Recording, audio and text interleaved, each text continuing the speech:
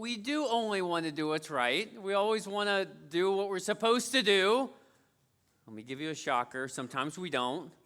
We want to do the right thing in the moment, but we don't always do it. And there was somebody that wanted to kind of to show us that and a reminder of it. And they came up with these bracelets. I just recently got a new one. Haven't had many years. WWJD, what would Jesus do?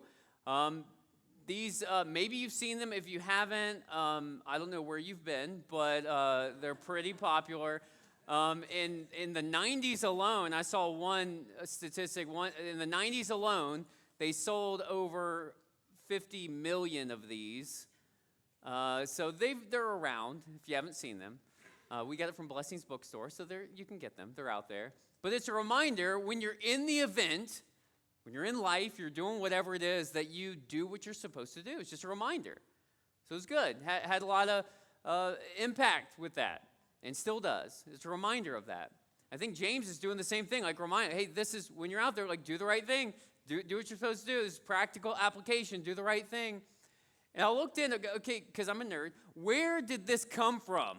Like, where did that come from? And, well, it all started with just one lady. Her name was Janie, and she was a youth leader, some small church somewhere, and just decided, these are kind of popular in the culture to kind of have these friendship bracelets, and I want to do this. And she put WWJD, and if you didn't know, it's spread, and it's all over the place. But then, again, because I'm a nerd again, it didn't just start from her. She actually got that idea from someone else. And it was a popular book that she had in her family, and it was actually a best-selling book 100 years before that. And it was a pastor that put together a number of sermons and then put it into a book, and his name is Charles Sheldon. It's a book called In His Steps, and it has that phrase in there, where it's the first recorded that we know of, where it has that phrase, what would Jesus do? So what would we do? And I think we kind of do that where we're like, okay, when I'm in that situation, I wonder if I would be like Jesus. I wonder, what would he do? So when you're in the situation, am I going to do it? And we even kind of do this, and I thought about people that are great athletes, and you see this all the time, professional sports athletes. One is Stephen Curry, great athlete even today, and he's known for taking ridiculously long three-point shots. Of course, he makes them a lot. When I do that, in the moment, even though afterward I yell, Curry, I don't have the same effect or the range. And so now you have kids all over the place taking three-point shots they have no business taking. Like, move in. Like, let's work on something. You got to learn how to shoot first before you're, like, shooting from the logo. Like, that's not going to work out for you. But I think that's kind of what we're like, hey, in the moment, I hope I perform in the moment. I want to tell you about somebody, very famous athlete also, Kobe Bryant, that was really good in the moment. And he did a lot of great things. Unfortunately, in 2020, tragically died in a helicopter accident. But all the way up to his death, his message was kind of, hey, go back to the basics. Focus on the fundamentals. And he's known for a lot of great things, but it's not really kind of what you think of. Yeah, when he was 18 years old, won the slam dunk contest. He won a lot of championships. He's not really known for championships, even though he's a winner, really good in that. Maybe it's the 81 points that he scored in one game, which for a regular season game is the most out of the modern era after Wilt Chamberlain. That's pretty good, but he's not really known for that. He's really known for a mentality, what he dubbed the Mamba mentality. And his message always was, don't just try to do it in the game, like focus on the fundamentals. Do all the things beforehand. Put the work in, put the preparation in, do all the hard work. Then you'll perform when it matters. And I think a way that kind of illustrates this the most is when you're in the hard times, when you're suffering, when it's painful, when it's very difficult, then are you going to do all the things that you put the work in to do? And so I set this up, but we're going to have a clip of a game that Kobe Bryant played, about a minute long, and what's happening, so because he has such a focused mindset, and he's like, I'm just going to do what needs to be done for my team. But what happens in here is he gets injured, and he actually tears his Achilles tendon. I don't know if you know, like, I'm not really a science-y kind of, but that's important to walk. I don't know if you, yeah, that's a big deal, let alone to play basketball. So he tears his Achilles tendon in the middle of the game, but he doesn't just leave the game, but he finishes the play so he can do what he needs to do in the hard time. So let's watch this. Spinning in trouble. Oh, and he's limping. He's hurting. Kobe's hurting. And I don't know if he's going to be able to continue. This might be that same knee that he hurt. No, this is it something different? No, this is the right foot, or the right leg. I mean, the injury a minute ago was to his... From their reserves. Ryan again going to work, falls down. Again, he's struggling. He's going to stay down there for a bit. Trying to massage that left ankle a little bit. Harrison Barnes picks up the foul. Warriors are out, it's hurting, but the Lakers down by 2, and they want him and need him at the free throw line. Got it. Yeah, not backpedaling or whatever he has to do to get to the other end. If in fact he gets to the other end before a foul, maybe. Made him. Lakers might foul. They might foul to get him out of the game. That's they what have to. Yeah. Kobe's coming out. Yeah, I mean that's the Achilles. I shouldn't say that. That's a foot injury. Yeah. So Kobe Bryant cannot continue.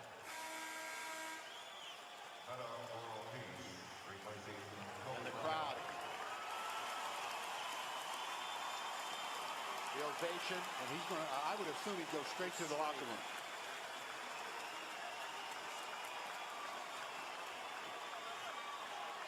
Don't ever question the heart, the emotion, the grit, the tenacity.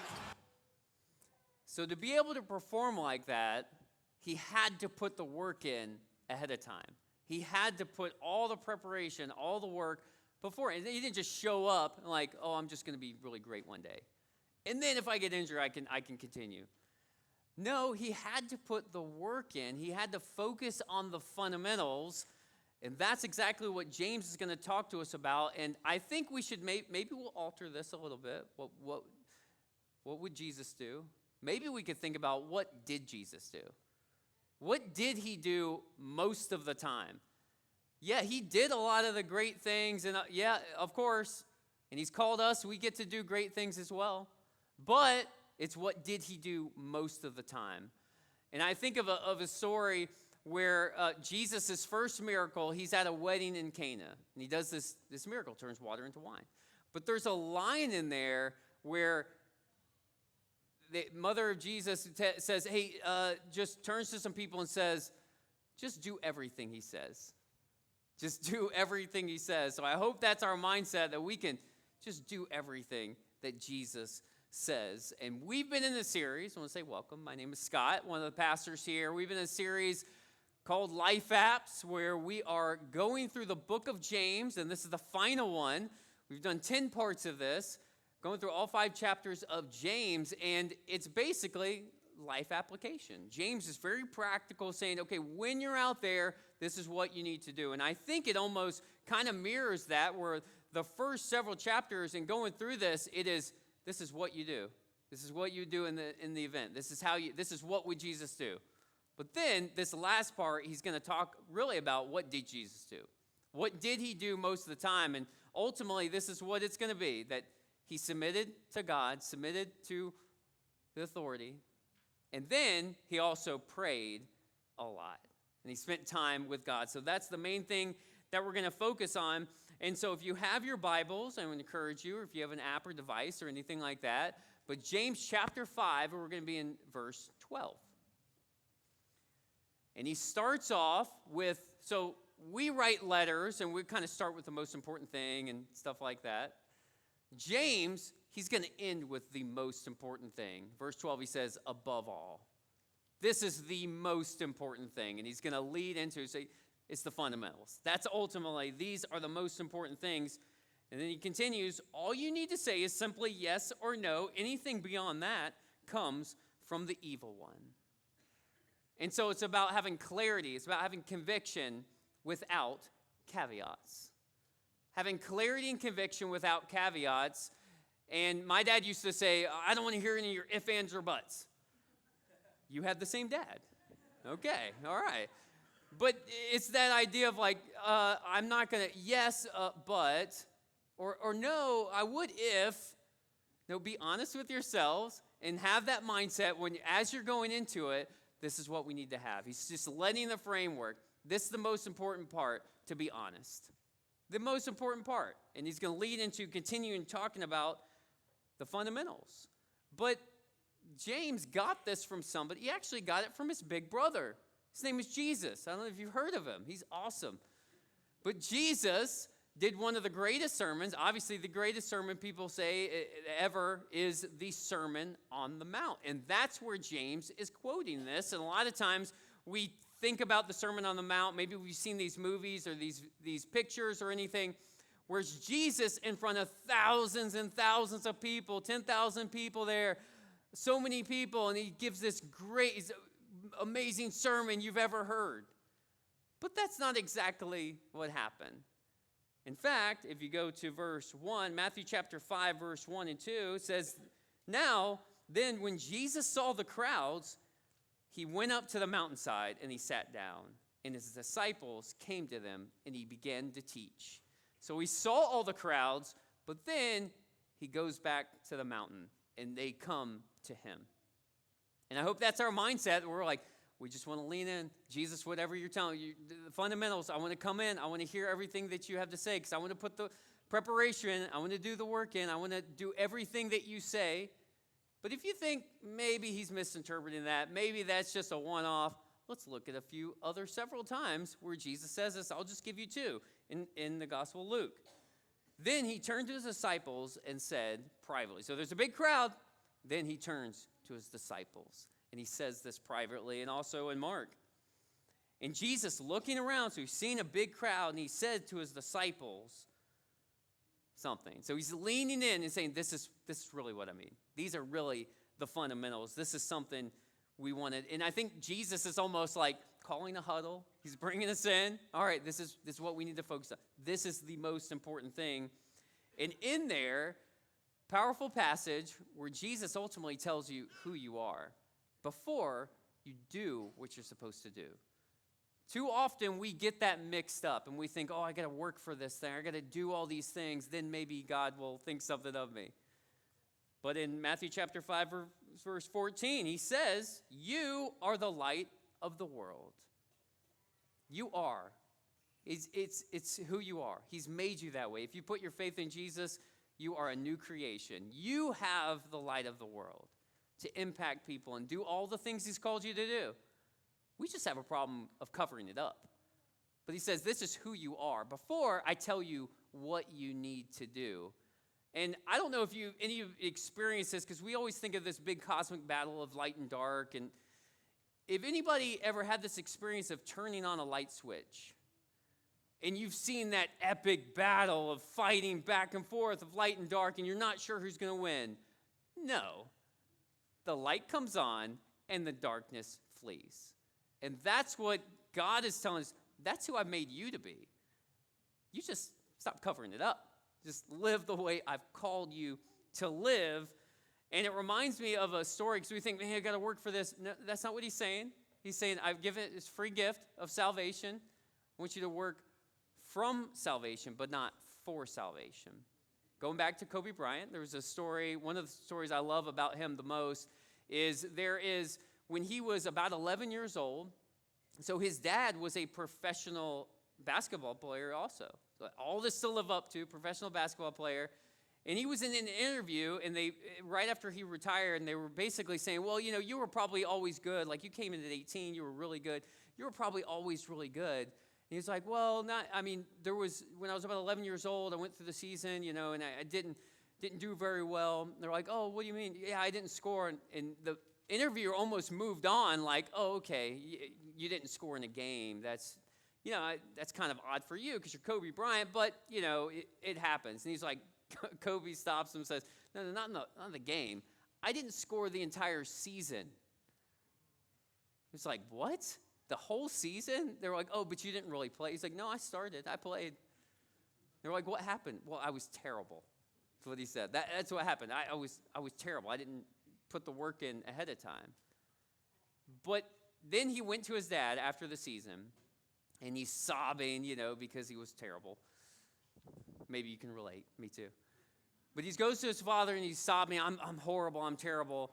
And then his dad says, well, if you score a point or 100 points or no points, it doesn't matter to me. I love you. You're my son.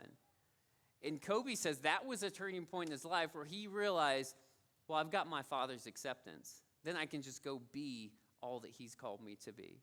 And we don't need to work for acceptance from God. We work from a place of acceptance. And that's where we need to have that mentality going into it. And so we're going to go through a list of fundamentals, some basic things that James is going to talk to us about. But even right before that, the first thing is to just know that disciples are disciplined. Disciples are disciplined. And there was years ago where I kind of went back and looked at this because I was a part of a large church years ago. And it went from like 500 people to like 1,100, and it was within a year or so. It just grew a bunch, and it finally hit me because after talking to people, and I'm like, what do you actually believe? Like, do you know? Like, why aren't you living for God? All these kind of things. But they're excited, love Jesus, love being around, love to come to church. But they weren't really living for Him. And I realized, and I took this indictment on myself. I'm not blaming other people. This was me. And I said to myself, we've seen people make a lot of decisions for Christ, but we haven't intentionally made disciples for Christ. And that's the primary thing that God told us to do. In the New Testament, the word Christian, we kind of think there's two different categories. Like, Christian, then there's next level Christian disciple. No. In the Bible, Christian is only used 3 times. I don't know if you knew that, the word Christian. But intentionally, they use the word disciple 261 times in the New Testament to describe a follower of Jesus. And I think that's significant and that's important because you have to have that mentality. If we're following Jesus, well, we're disciplined. Because He's called us to something great. Not we're working for that, but we're working from a position of acceptance. And so going into that, we have to know that. And I think Hebrews chapter 5, verse 7 kind of gives an outline. If you could take a verse and Jesus focusing on the fundamentals and some basic things that James is going to talk about these same things.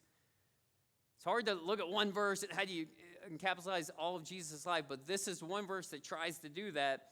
And it says, during the days of Jesus' life on earth, He offered up prayers and petitions with fervent cries and tears to the one who could save Him from death. And He was heard because of His reverent submission. So you can see in that, He was submitted, and then He prayed fervently with tears and prayers and just calling out to God. So He spent time with God in prayer. And then He submitted to God, the Father. He was God in the flesh, but He submitted to God, the Father. So those are 2 fundamentals that James is going to say, man, this is the same thing. This is exactly what it is. And I've realized even in my own life, because, God goes before us, that you can only really be bold in public if you've been broken in private. That's really the only way it works. You can't just hope, man, if I'm in that tough situation, I'm just going to show up.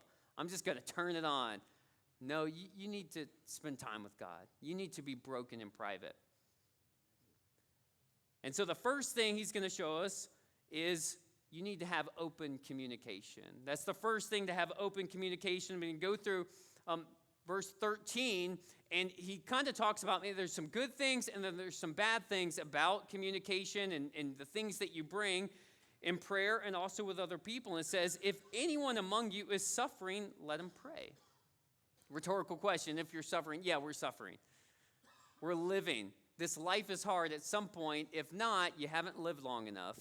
It's coming for everybody. It's just what life is. We're suffering. So when you are, find some people to pray with. Go through this with people. That's what we talk about core groups. We talk about all these things. We have a prayer team. You should be with people. We aren't meant to do life alone. Pray with people because suffering is coming and you're probably going through it right now. And the second thing continues, it says, is anyone cheerful? Well, yeah, there's times of joy. Let them sing praise. So be thankful and praise. And you can even see this in sort of natural relationships. You ever had a friend where you're kind of almost like they're a good friend, but you're almost afraid to bring good news to them because you kind of feel like you're walking on eggshells. Like, I can't really talk about that because they might get a little jealous. I don't know if I can bring that. So the one thing, just ask yourself this. Do you have a friend, do you have somebody that you can bring good news to? That's important to know. Who can you bring good news that is excited for you? It's not jealous of you, but they're going to be excited for you and what God's doing in your life. Oh, you got that? This is great. Oh, God's leading you to it. I'm so happy for you. I'm praying for you. I'm with you. I'm behind you. You need to have people in your life that are for you like that. Some good friends that you can bring good news. But the second thing is have people in your life that you can bring bad news to. They can just pray with you. They're not figuring out all the faults that you had and all the problems, that you can just pray with me. Just be with me in this time because, yeah, I'm suffering.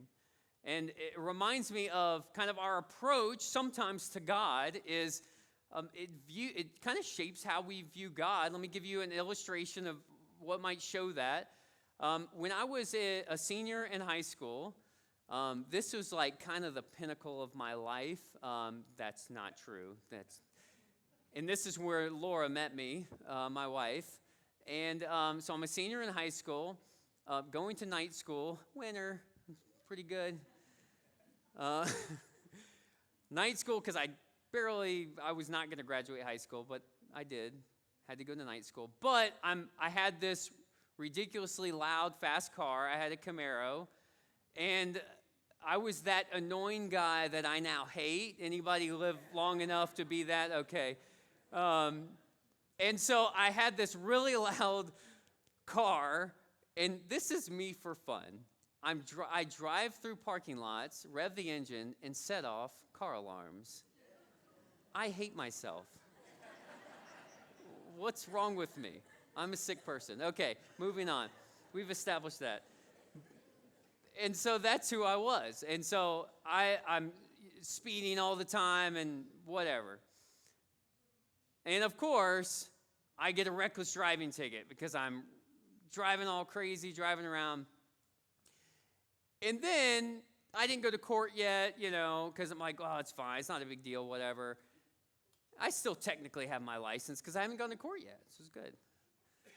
And so I keep driving like an idiot, like a maniac, and get another reckless driving ticket like within a month or so. 2 reckless driving tickets. So I lost my year. And the judge actually went a little lenient on me. So I only lost my license for a year. And this is the state that Laura, my wife, meets me. You're welcome.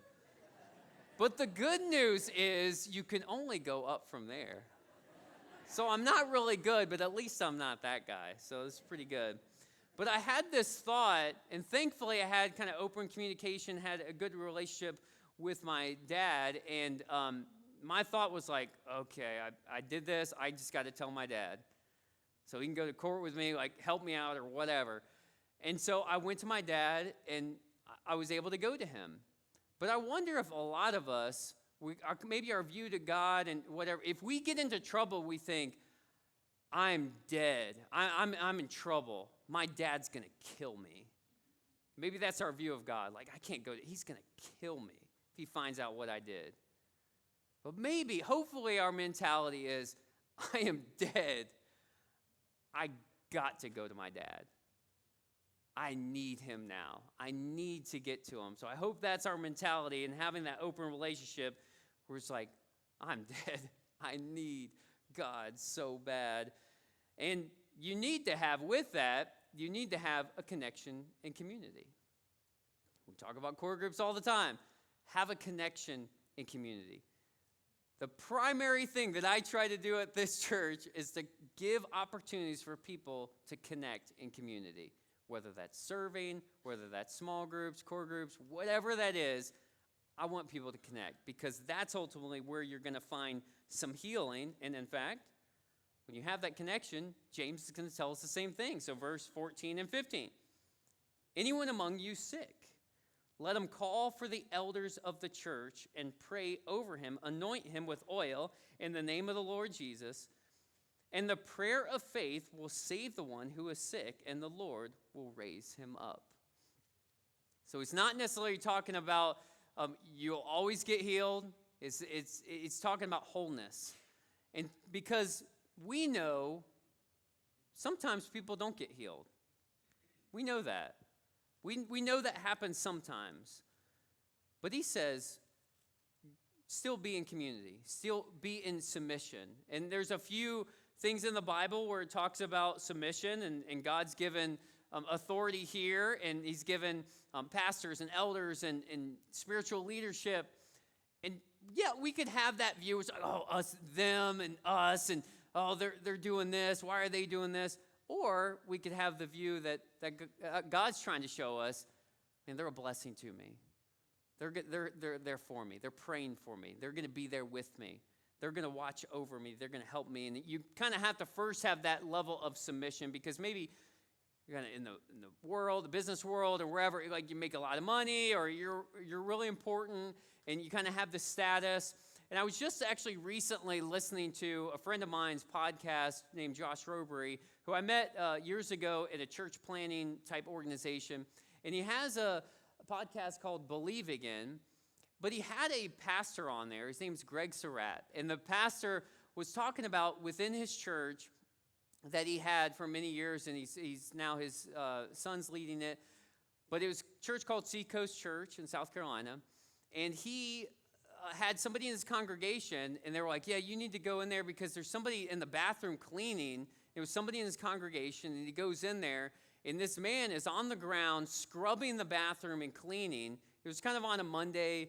There wasn't a lot of people there. He goes in there, and he's like, what do you do? And he realized this is Senator Tim Scott that just happens to go to his church and just wants to clean the bathroom. And he's like, what are you doing? Like, get up. Like, you can't do this.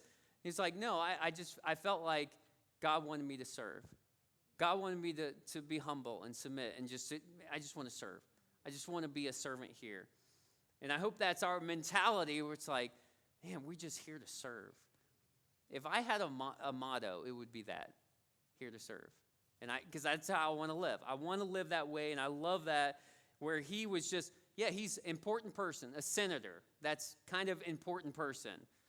They have like security details, and they make a lot of money, and people listen to what they say, and all that. But you say, man, this is God's church.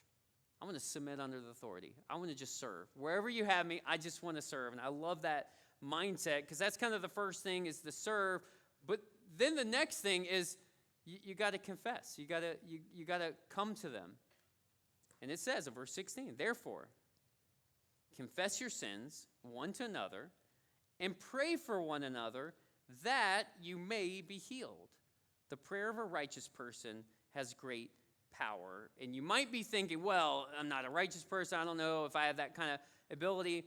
The next verse is one of the most powerful verses when it talks about prayer. It says in verse 17, Elijah was a man, a nature like ours, and he prayed. Elijah, prophet of God in the Old Testament, did amazing, great things. Why was he great? Well, he just prayed. Because the power wasn't in him, the power was from God. And it says we're just like him. He's just a person. What's the difference? Well, he prayed. That was the difference. He prayed. And the question is, so he tells us this is how you get healing. This is how you get it. He tells you, it's simple. You're submitting to God, submitting to authority here, and you're asking for prayer. About what? Well, your own sins. Asking for prayer for your own sins. And it reminds me of a story. where someone almost didn't receive healing. He did. His name is Naaman. 2 Kings chapter 5, it has this full story. I'm going to summarize a little bit, but tell you about a little bit here. But he tells them, this is how you get healing. Naaman was a king or a commander from another army, not the Israelites. And he hears about there's this person that can heal people named Elisha. This person can heal people. And so through a series of events, he gets in touch with Elijah and says, well, can you pray for me? Can you heal me? And Elijah basically goes to him and says, okay, this is how you need to be healed. He doesn't even make direct contact with him. He sends him a letter. This is how you can be healed, is go to the Jordan River and wash yourself 7 times. You think, well, that's easy. That's how you get rid of leprosy? Just wash yourself 7 times, and I'm submitting under authority, and basically you're confessing, this is what I've done. Okay, well, let me do that. But this is his response. 2 Kings chapter 5, verse 11. But Naaman went away angry and said, I thought you would come out to me and stand and call the name of the Lord and wave your hands over the spot and cure me of leprosy. Are not Abana and Pharpar, basically just rivers in Damascus, better than all the waters in Israel? Couldn't I have washed them and be cleansed? So he turned and went away in rage. Thankfully, he had a good small group and said, they came to him and said, you're being stupid. He told you how to be healed. Just do it. And he reluctantly did. But I wonder if that's our mentality where we hear, man, this is how, it's really simple. This is how you be healed. We say, no, I want it a different way. Maybe it's in a different way, or I want it in a different place. That was Naaman's problem. But thankfully, he had a small group around him, said, you're being a dummy. Do what he said. And he did. Thankfully, he was healed.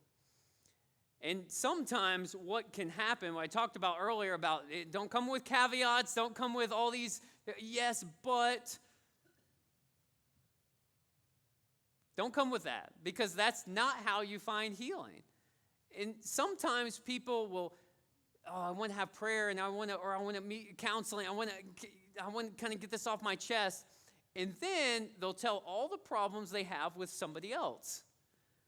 I don't know if you've noticed this, but no one's ever been healed from confessing someone else's sins.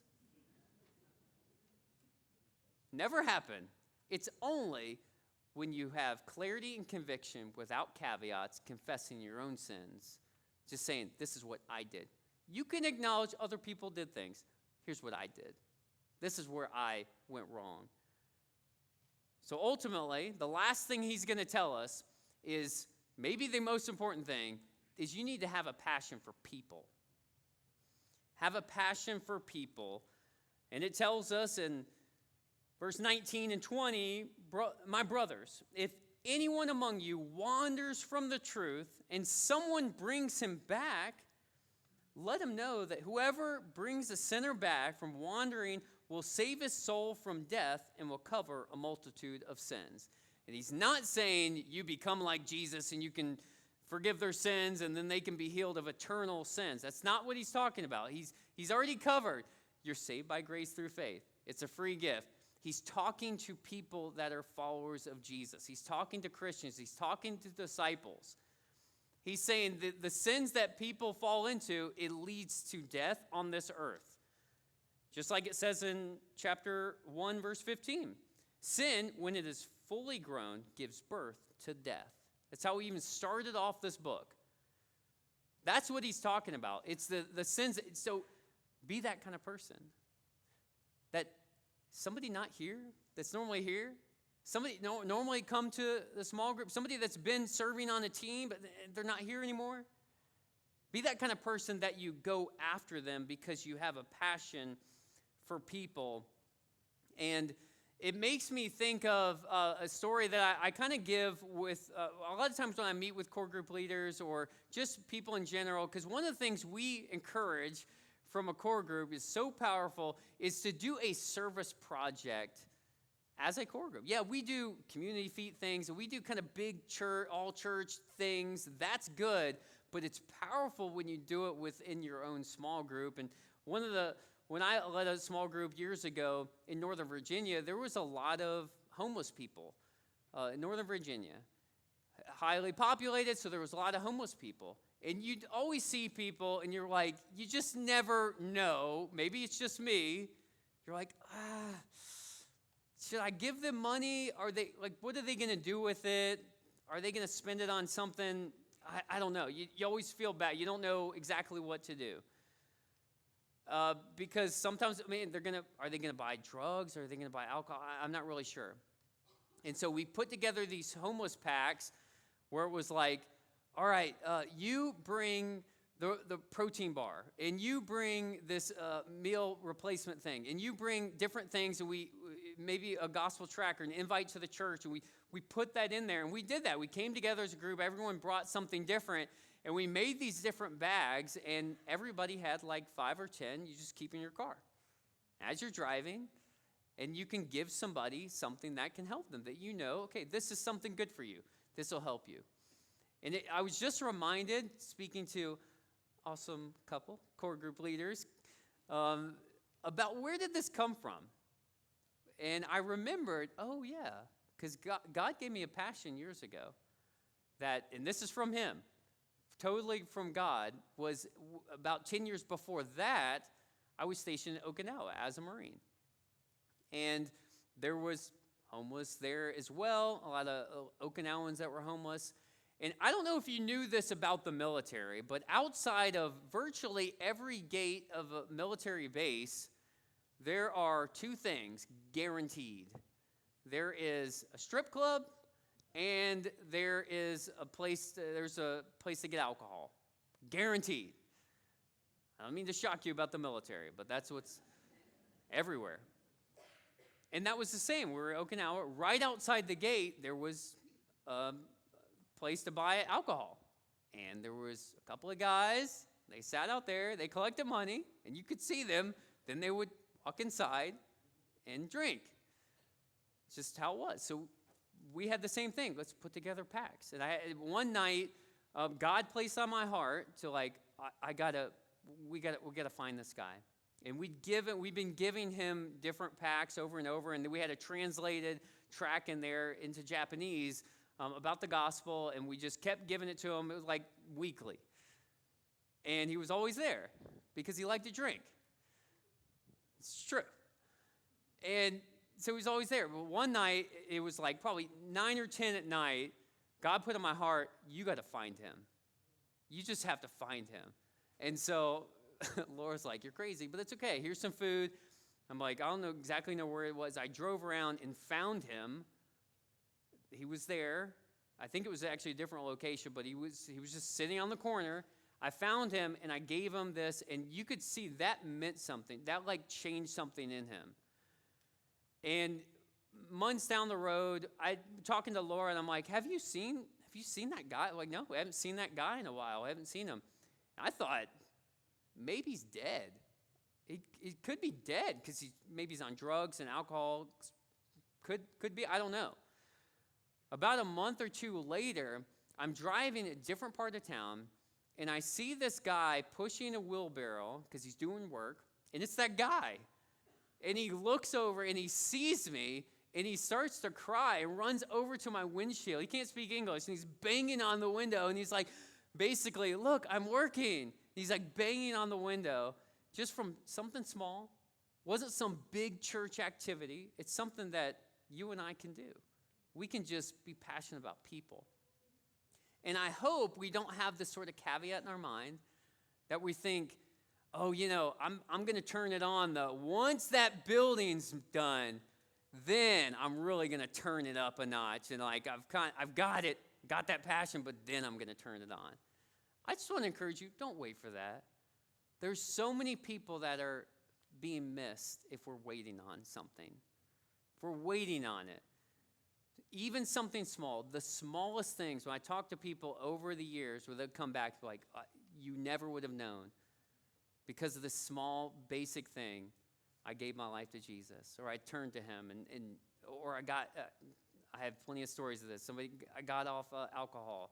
Just so many things from little things, not from huge, big events, but little things that you and I can do. So I hope that you will do that and that we all do that together. And ultimately, as James is telling us here, just focus on the fundamentals.